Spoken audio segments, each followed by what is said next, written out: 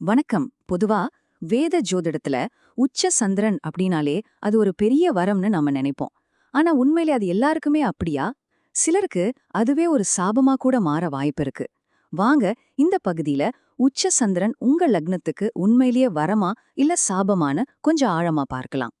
சரி, நாம என்னென்ன விஷயங்கள்லாம் பார்க்க போறோம்னு ஒரு சின்ன ஓவர்வியூ பார்த்துடலாம்.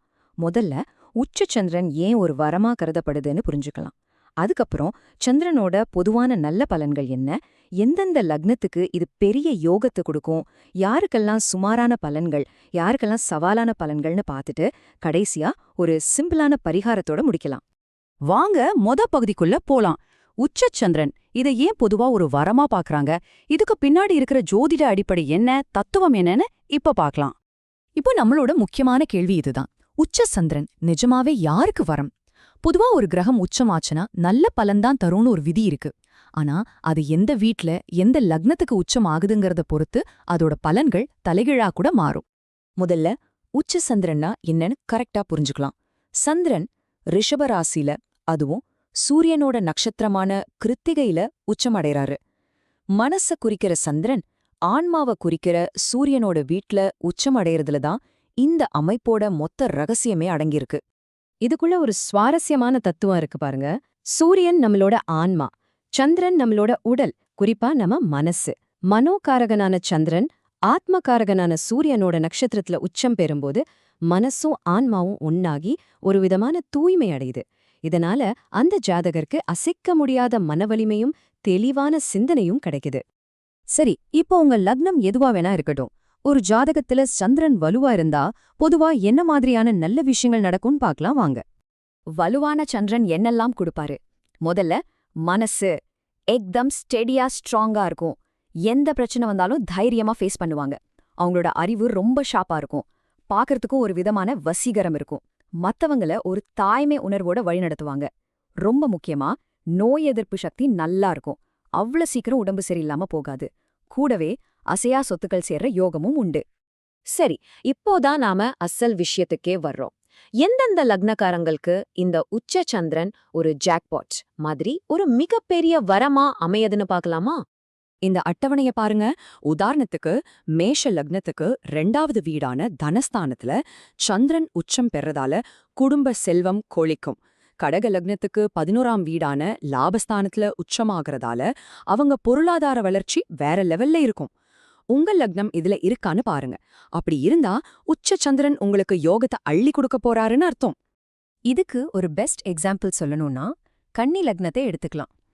அவங்களுக்கு பாக்கியஸ்தானமான 9ஆம் வீட்ல சந்திரன் உச்சம்.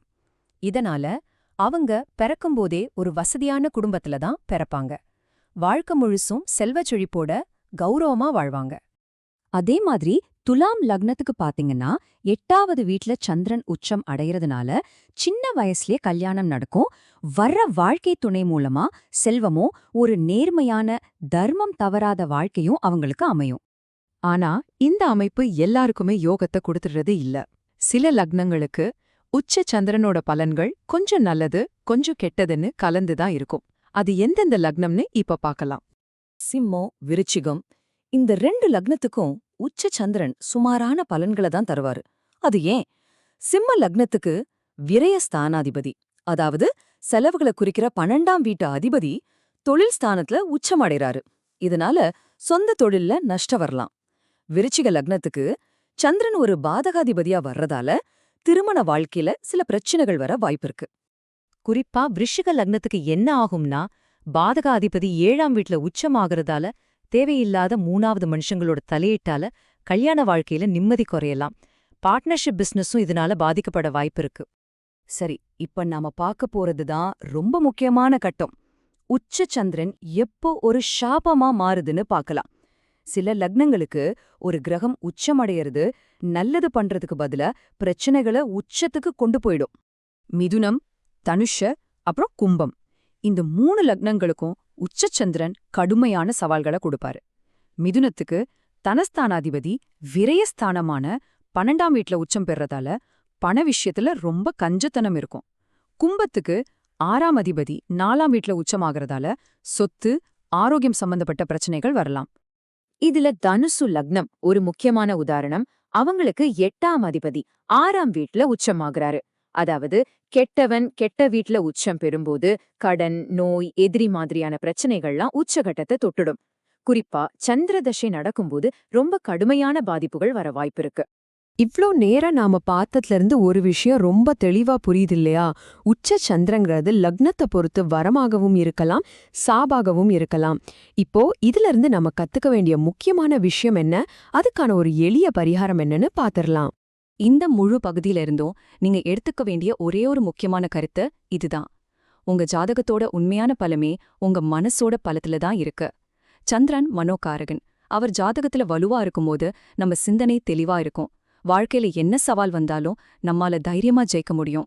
சரி, இந்த உச்ச சந்திரனால பாதகமான பலன்களை அனுபவிக்கிறவங்களுக்கு ஒரு ரொம்ப சிம்பிளான பரிகாரம் இருக்கு. ஒவ்வொரு பௌர்ணமி அன்னிக்கும் உங்களால முடிஞ்ச அளவுக்கு பால் சாதம் செஞ்சு தானம் கொடுக்கறது சந்திரனோட நெகட்டிவ் எஃபெக்ட்ஸை குறைச்சு பாசிட்டிவ் எஃபெக்ட்ஸை அதிகப்படுத்த உதவும். சரி, கடைசியா உங்களுக்கான ஒரு கேள்வி. இந்த விளக்கத்தையெல்லாம் கேட்டதுக்கு அப்புறம் உங்க ஜாதகத்துல சந்திரன் எங்க இருக்காரு, அவர் உச்சமா இருக்காரா, அப்படி இருந்தா அது எந்த வீட்ல இருக்குன்னு யோசிச்சு பாத்தீங்களா? உங்க அனுபவங்கள் நாம பேசின விஷயங்களோட எப்படி பொருந்தி போகுது கொஞ்சம் யோசிச்சு பாருங்க.